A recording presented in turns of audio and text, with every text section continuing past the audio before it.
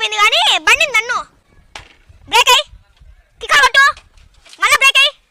మళ్ళీ కిక్కర్ కొట్టు గేర్ అయ్యి కిక్కర్ కొట్టు గేరు బ్రేక్ రెండు కలిపి ఒకేసారి ముందకి వెనకను ఇంకా సాలే అని దిగో కాలుకేందో అయ్యింది తుచ్చుకో ఈ పక్క